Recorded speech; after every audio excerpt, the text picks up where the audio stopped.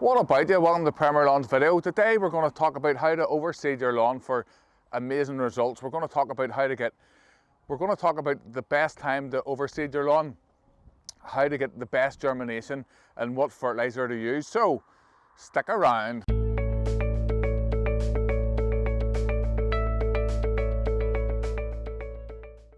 For anyone who's just joining us and new to the channel, this is a lawn that we killed off last September. It was covered in weed grasses.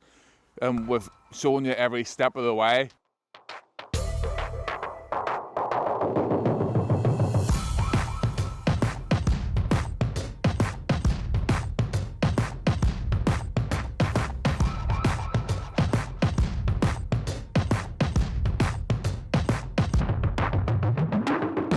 Today we're not going to be top dressing the lawn, as we've just bought a new cylinder mower and it's just been sharpened and that would blunt the blades on it.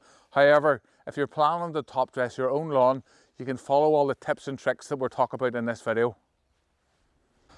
Alright guys, so today we're not going to be top dressing or scarifying, so you might wonder how we're going to get a good contact with the soil. An easy way to describe it, we're going to aerate the lawn.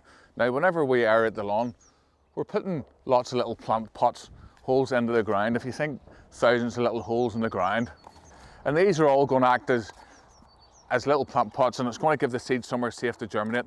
And then we're going to show you a homemade drag mat that's going to seeds down in there. Why overseed your lawn to begin with? You overseed your lawn because it helps improve the appearance of the lawn. It also helps stop weed grasses and weeds coming in and invading your lawn, and it really thickens up your lawn. So our first job is to get the grass cut.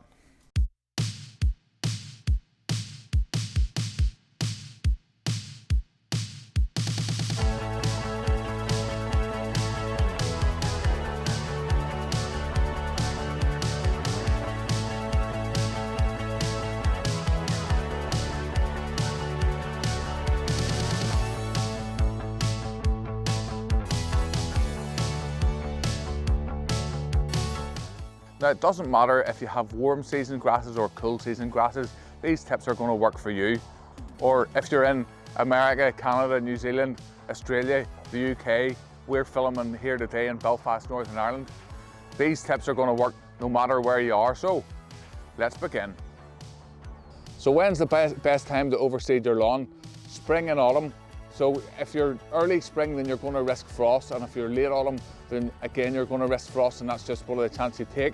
Now depending on the grass seed, ryegrass is a fairly hard-wearing grass seed, and it's going to grow and take in the lower temperatures. For the likes of smooth stalk annual meadowgrass or Kentucky bluegrass, the temperatures need to be a bit warmer. So I would say you're going to be wanting more towards late spring if you're wanting Kentucky bluegrass or Benson fescue. If you're enjoying this video, if you could smash that like button down there because it really helps me out. Subscribe for more videos like this. I make regular lawn care tips and tricks and bringing your lawn to the next level.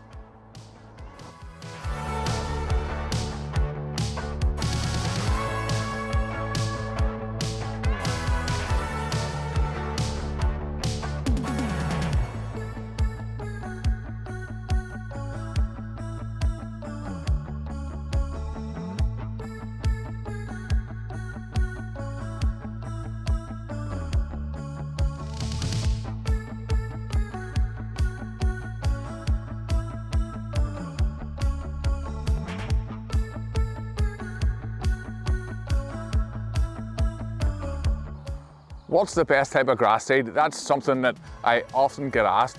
What I would say is that you have to have a think to what's the lawn going to be used for, what height's it going to be cut at, how much shade does it have. So some of the things I would maybe consider, if it's going to be a hard-wearing lawn, lots of kids playing on it, I would say to go for a ryegrass mix. If there's going to be a lot of shade, I would specifically get a shaded grass seed mixture. If it only has partial shade and you want a nice thick lawn, we would use a lot of ryegrass and fescues together. If you want an ornamental lawn, then you're going to be thinking maybe dwarf ryes and fescues, or if you're wanting to cut really short and you're looking for a short lawn, then you're going to be maybe looking at fescues and bents. So there's a lot of different things to play with there. A lot of it's going to come down to how you use the lawn and what sort of height you're going to cut at and shade. So they're all just things to consider. What's the best fertiliser for overseeding? Now, I reached out to Symbio. Now, Symbio they make natural products that improve the soil biology. So they sent me this seed coat, and we'll have some caviar, we'll have some CMS shit. So this is a liquid version of this. Now, I'm going to mix some of this up in a bucket. I'm going to show you how to mix it up. There's enough in this pack to treat 250 square meters of seed, but we're going to use all of it. You can't overdo this stuff. So we'll coat the seed in this stuff here, and the seed actually acts as a carrier and gets it into the ground. And whenever the seed starts to germinate, then this stuff really kicks in, and it's going to make the seed grow a lot better and stronger and increase the root mass and do all these really lovely things to your lawn. So after the seed, we're going to put on this caviar, and I'm going to talk you through all the benefits to using that. And there's also, a lot of you guys I know don't like using granular fertilizer, so they do a liquid version of it. So, all right guys, so there's an affiliated link down in the video description. If you want to buy these products and try them out, there's 10% off. If you use my links, they are affiliated links, so I receive a small commission that helps make videos like this possible. All right guys, now this stuff is quite dusty, and it does recommend that if you're inside that you wear a mask. We're outside, but we'll have just a normal blue mask that we're going to put on. So I have this stuff here. It is quite dusty, so we're going to mix.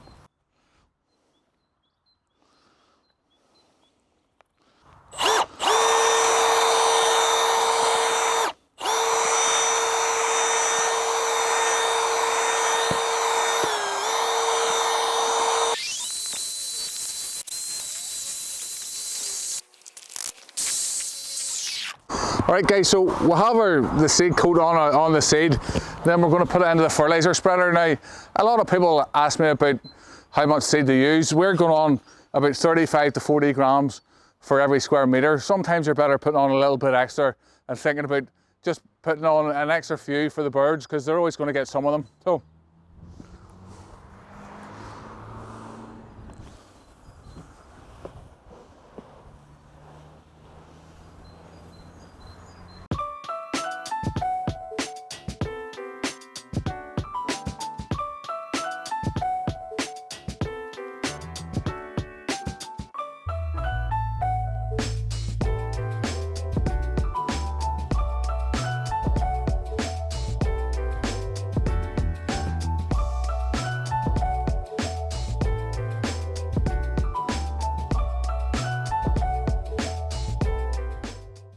all right guys, so whenever you're overseeding, usually you would, if you were scarifying and you were creating the lines in the soil, it gives the seed somewhere safe to grow.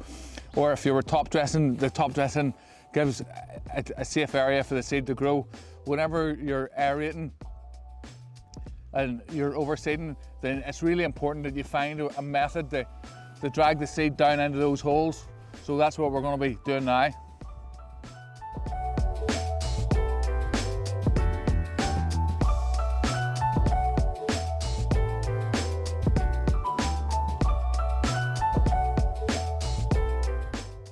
Right guys, so this thing here is called a drag mat, and it's just that it drags the seed down into the holes. Now, a lot of people say to me, Robbie, we can't afford to spend £200 or £300 on a drag mat.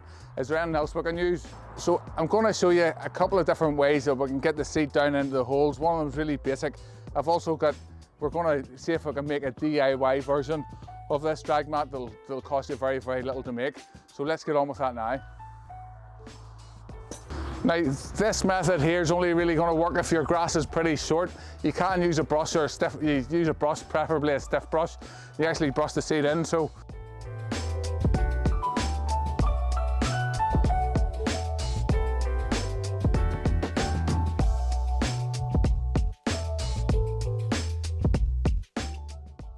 All right guys, so I tried to think outside the box a little bit, and I found these online.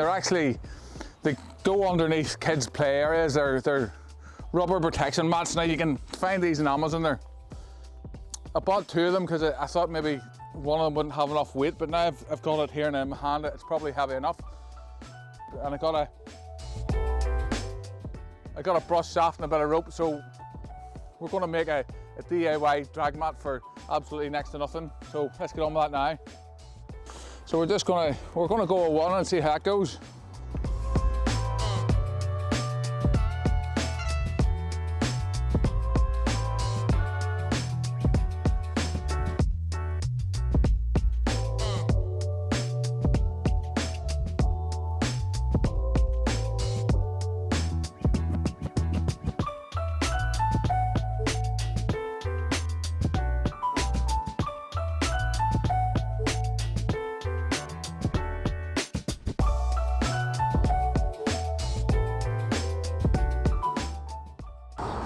This stuff is the caviar, and it's going to provide the building blocks for this grass seed.